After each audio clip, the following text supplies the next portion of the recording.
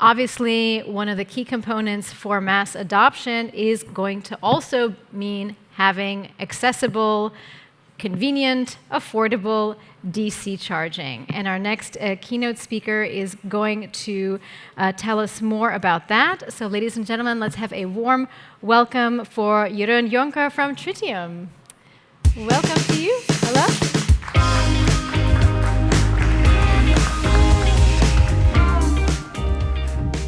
That's me, all right.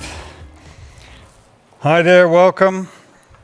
First of all, thank you, Christian Haan, for organizing a great event. It's fantastic to see everyone in 3D instead of in the two-dimensional world again.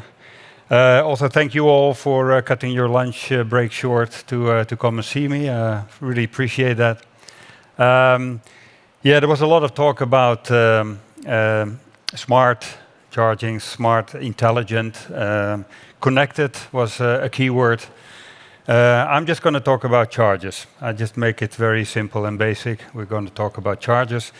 And to sort of let you, stick to this presentation, at the end of the presentation, I will have a prize. It's this fantastic Tritium baseball cap. It's for the person who can ask the smartest question. And the smartest question is defined as the question that I don't have the answer to. So, let's kick off. Chargers, lots of chargers. Before I get to my keynote, I would like to show you a couple of slides on Tritium as a company, our products, and our installations. Tritium, it started with these three fine men who started the company 20 years ago, straight out of university, started the company from the basement of one of the parents' basement. Paul, Dave, and James. And they're still with the company and very much involved, especially on the development side and the new products and the new technology. Tritium, a little bit of the history, started out developing converters, inverters, battery management systems first for solar cars. They were also racing themselves, those solar cars, from the north to the south of Australia. They took part in polar expeditions, electric planes, and deep sea expeditions as well. So pretty cool stuff, and always in extreme, products that had to withstand extreme circumstances. Just some stats on the company today, where we are today, 350 people worldwide. We have about 6,000 DC fast charging stations in the ground. We only do DC charging. We have those chargers in about 40 countries. I just realized I've got a screen here, so I don't have to look back. That's great. And the three facilities that we have today is headquartered in Brisbane. Also APAC offices there. And then we have two regional headquarters, one in Europe and one in LA for the Americas. Capabilities, well, basically it spans the whole scope. So we develop our own products, we manufacture them, we distribute them, we sell them, obviously, and then we also cover the customer service, once installed. 40 countries, you can see the blue ones. That's where we have our chargers, and of course we have chargers in some hotspots, such as Norway and the rest of Scandinavia. We are increasingly seeing our chargers in the UK and Germany, and then more and more also in the south and the east of Europe. What markets do we serve? Primarily, so DC fast charging, but for utilities, CPOs, retail and food services segment, automotive and fleet, and obviously the fuel segment as well. Some of our key partners, you can see some of the names passing by on those slides. I won't dwell on that. Speaks for itself. And our products. So first product that we launched in 2012 was the RT50. Then we moved into the high power chargers up to 350 kilowatt, and we launched the first member of a new family of products end of last year with the RTM PKM family of products. Just quickly on the RT, because that's sort of the basis of our technology. It's a charger that is extremely compact and extremely quiet. It has an IP65 rating, and that's all possible because we apply liquid cooling. So the liquid cooling means we can build the machines very, very compact. Here you can see some examples of what that means in practice. You can really basically put them anywhere you like because they're so small. And you can also put them anywhere you like, anywhere in the world, in any climatic condition, whether it's cold or hot, salty or wet, dusty, and so on. We don't really mind. The PK is the distributed solution, 175 kilowatt to 350 kilowatt. Distributed means that you have separate head units or user units, so customer-facing units, and you have power units in the back that provide the rectification power for the head units. Here are some examples of those units. So since early 2018, we've started to deploy them, and there's more than 1,000 in the ground. We have several customers that are deploying these products, as you can see here. Then, indeed, the new family of products, RTM PKM. You see there's a slight design change, but the most important is that we have designed this charger with the customer in mind and the customer's customer in mind. So, meaning the operator as well as the user of the product. It's extremely user-friendly. It has a very long cable with cable management, so the cable doesn't drag on the ground. It has a 6-meter cable. It's a very nifty display. It has for service, so for the operator, it has a very modular approach. As you can see, the modules can be switched, or the charger can be upgraded by just changing the model in 30 minutes. And the same for the cable assembly, we can change it in 30 minutes. So especially as we get to heavier use applications, this is very important that we ensure the uptime by having just a changeover time of 30 minutes. Here you can see some installations since early this year. We've been quite successful in providing this product to our clients, and actually we have them now installed in all three, so Americas, Europe, and Asia. Right, that was on the company. Let's talk about DC fast charging and how important DC fast charging is for the mass adoption of electric vehicles. So this is no news to most of you, but still good to recap. Obviously, what we want is to transition to eMobility. We want to move from ICE vehicles to electric cars as quickly as possible. And there's a couple of hurdles that we still have to take. So availability of electric vehicles, there's still a limited availability, especially if you look at the price tag, the range. It's improving, of course, but still. And with fast charging capability. On the network side, of course, that's a hurdle to take, and that's primarily what I am going to share with you today. Networks that, of course, have to have a high density, so not too much distance between the different charging sites. Of course, sufficient charge points per site, and also, with fast charging capability. Looking at the availability of EVs, in the early days, there were quite a few EVs available. They were really fantastic, and but you had to have quite deep pockets to afford them. Luckily, today we have a lot of cars that are much more in the mid-range and even in the lower range, like the little Dacia. You've seen some cars outside here. I'm sure you all know what's on the market today, and it's really rapidly improving in terms of price point. And the reason for that, and the good news is that one manufacturer, mass manufacturer like VW Group, has decided to go into e-mobility full on. That also means that they're taking volumes of batteries, and that of course pushes the price down. As you can see, 2020 was about 100, was going down from more than 300 to 100 euro per kilowatt hour for the battery.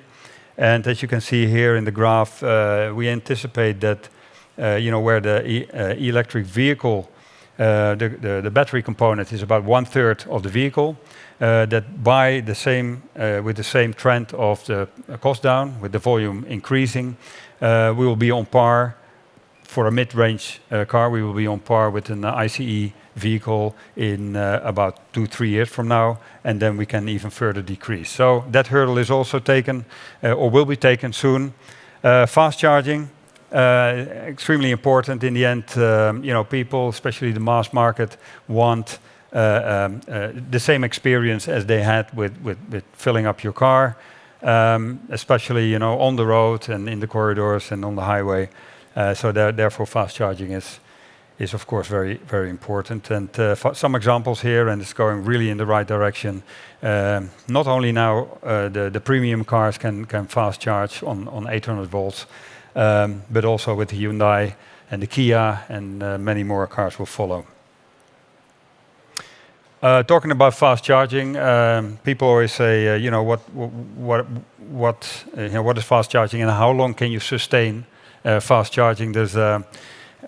It's a bit of an anecdotal slide, but someone came up to one of our chargers and did a charging session of 1 hour and 12 minutes, and it was a constant 349 kilowatt, and so it was 419 kilowatt hour of battery power was charged in that, let's say, just over an hour, which is equivalent to like a medium-sized battery of 70 kilowatt hour charged in about 12 minutes. So that's quite a good speed. I know the curve is different, and you have to, it drops down, and depending on what car you have, some drop down much faster than others. Other discussion, but nevertheless, it's really heading into the right direction. What I did is made a bit of a comparison, EV plus network, EV plus network. First, the Tesla Model 3, obviously a couple of really good ticks the boxes quite well. It's affordable, certainly if you look at TCO. It has a very nice range of more than 600 kilometers. It has fast charging capability. It has, it offers a nice dense charging network, and not all of them, but many of them now can offer speeds up to 250 kilowatt. Now, looking at VW ID.3, sort of similar comparison. It's affordable, definitely, even more affordable. Has a sufficient range, up to 553 kilometers. The EV fast charging, capacity is 125 at the most, at this moment at least. It's okay, but maybe not quite enough. I think the charging network, density has to improve perhaps, and fast chargers are up to 350 kilowatts, so that ticks the box also very nicely. So what I also did is just as a comparison, not to say anyone is right or anyone is wrong, but just as a comparison, the supercharger network of Tesla versus the ICNC network here in Europe. So we're just talking Europe in this case. We're looking at 600 sites for the Tesla supercharger network, 400 sites for the ICNC network at this moment, 6,000 chargers for the superchargers, 2,000 for ICNC. So the average is Tesla 10 chargers per site, ICNC 5 chargers per site. Tesla also has more extreme sites, so like up to 42 in Europe, at least 42 chargers per site. Looking at some other countries, including China, I think the largest one today is 72 chargers, and they're planning more than 100 chargers per site for new sites that they're deploying. They have this power sharing between stall A and stall B. That's sometimes a little bit annoying. If you compare that to ICNC, you always have the full power available. The 350, of course, is higher than the 250 that Tesla offers. Then nothing too scientific, but I just try to compare, what will happen, because that is what, today we know what Tesla is doing. We know what Tesla has in the ground. We know how many Teslas they are driving. And you can see, if you make a quick calculation on the back of a cigar box, we always say, it's 50 EVs roughly per charge point, order of magnitude. If you look at the ID3 and the ICNC network, I know the ICNC network is also used by other brands and so on. But nevertheless, today it's about 150 EVs. If you take the full capacity of the Zwickau plant, where all the IDs are made for Europe, and then if you would extrapolate that, even if you would double the network, you see such an increase in a pool of electric vehicles, like 300,000 Zwickau plant capacity is 300,000 vehicles per year. That's just one plant, and it's going to be every year. So after 5 years, you have 1.5 million vehicles, and you can see just the curve is so steep, and then the curve for the charging networks is just not steep enough. So access to fast charging stations becomes a major bottleneck. That's what we predict. And it's funny because a few years ago, everyone was laughing at all those fast charging stations, whether it was Fastnet or ICNC, and that they were all empty. Now you can see Tesla, as you can see here on the left, people queuing at peak times. And even this summer, some of the generic networks were overloaded. So it's really time that we accelerate that deployment. Also, what's interesting is if you look at today, obviously we have still plenty of fuel cars, and they need to be filled up. 136,000. I looked it up this week, and I didn't even know it. 136,000 petrol stations in Europe alone, and that's petrol station sites. So if you would multiply that by, I don't know, 10 chargers or so, we're looking at between 1 and 2 million chargers. Between 1 and 2 million chargers. Now, it's not going to happen overnight, but just keep in mind, it's order of magnitude. And looking at what's happening in Norway is looking a little bit into the future, what could happen in the rest of Europe in 5 years. So the queuing that you saw in the last slide, one of them was Norway, the other one was California.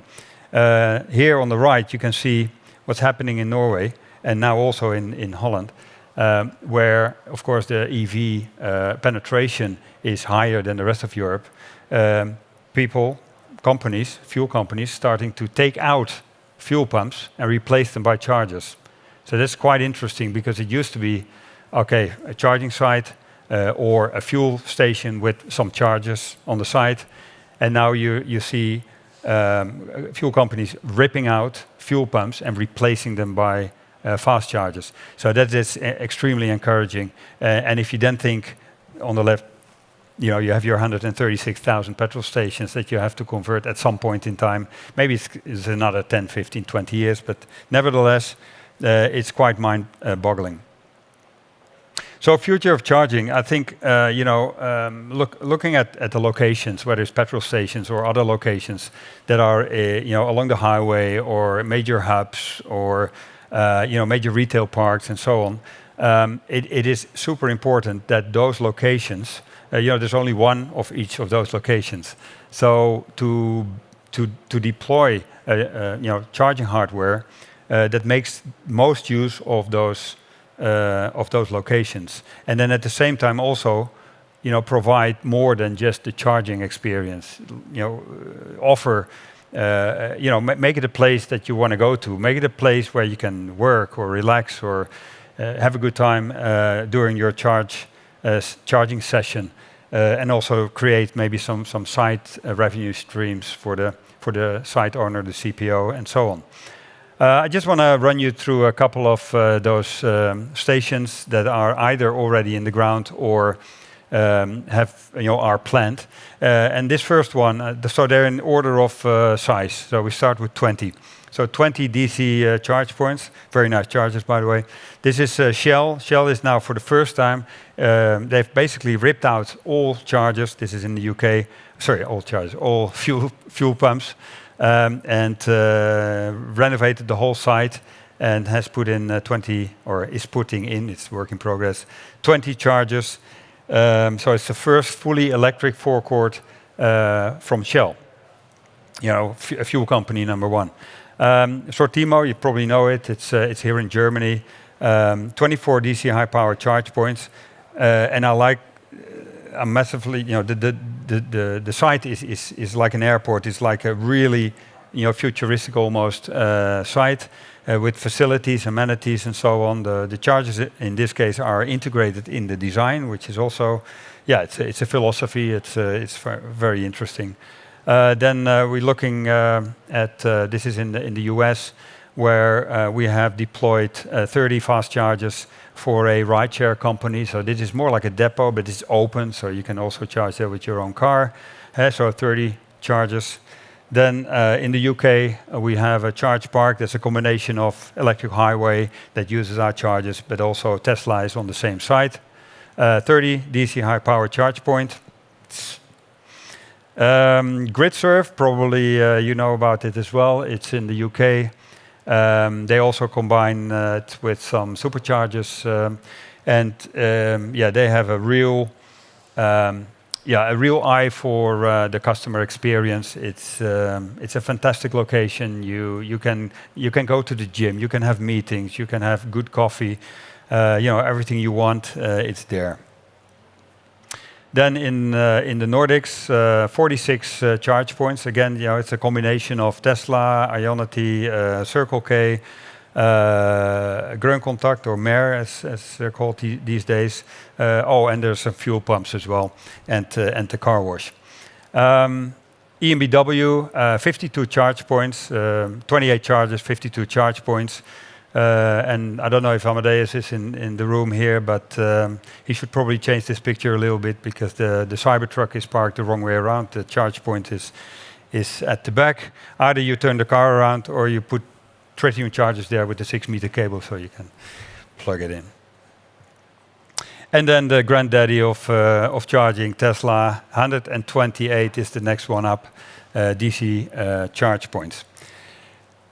So, what is the challenge? Because it's nice to have all these massive charge parks. It's a dream for the driver. You turn up, you always have a charge point. It's fantastic, but it could be a nightmare for the CPO because you have to invest a lot of money up front, to put all that hardware in the ground. And of course, your utilization rate will develop over time. So in many cases, you have to wait for your return for quite a while. So that's why Tritium has developed what we call a scalable architecture. This is generation 1. That's basically what we have deployed already. You can start with 2. You can expand with 4, with 2 more to 4, and then 2 more to 6, as you can see on this little animation. But that's still fairly limited. It's the first step. So that's why after PK, there's the modular scalable charging platform, which includes the RTM that you saw in the earlier slides, as well as the PKM and the DPM. All these nice abbreviations. What is it? So RTM is basically the standalone. PKM and DPM, they're both distributed solutions with higher power ranges. And where DPM is really, after my speech, we talk about mega charging, so that's more in that sort of range of 1 megawatt and more. And these are kind of the building blocks. So we have the RTM already. It's a commercial product, and we basically use that same architecture, but then with a distributed system. Where we also can integrate battery storage for peak moments, as well as solar. And the chargers are multi-cable, so twin cable, and you can use them at the same time, so simultaneous charging. So, how to deploy a large HPC site capital effectively? Because that's the big question for anyone who wants to invest in these large charge parks. So you start with a greenfield site, and then you drop in 36 high-power chargers. and then you have to wait for your money. Or you start with a greenfield site and scale your investment using our system. For example, you start with 4 charges with a reasonable speed. Your first investment is moderate. So once you get the utilization going on that, you get the traffic in, you monitor your charge park using our pulse monitoring system, so you can see how many sessions do you have, how many users, how long, what are the charging curves and everything. So you have a real good data pool that you can base your next investment decision on.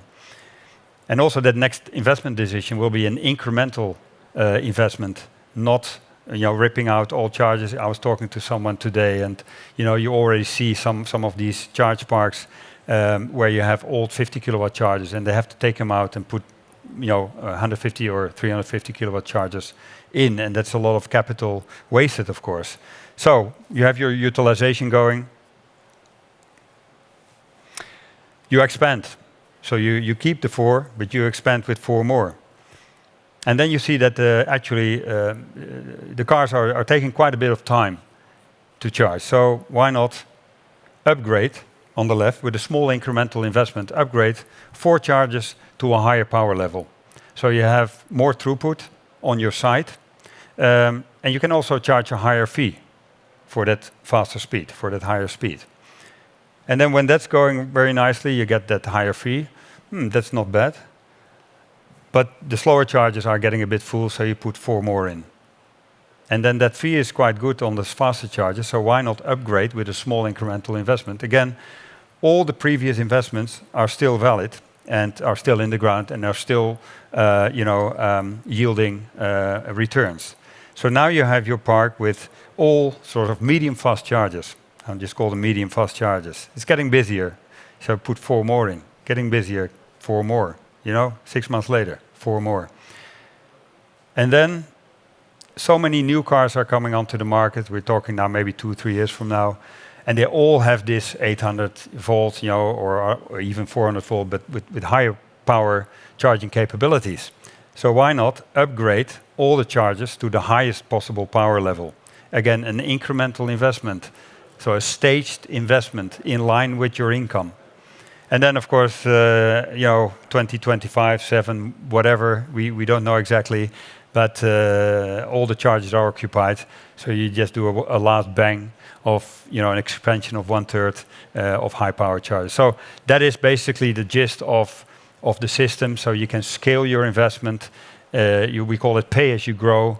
You scale your investment, but let's say the moments of cash out are in line with the moments of cash in, and that is the gist of the system.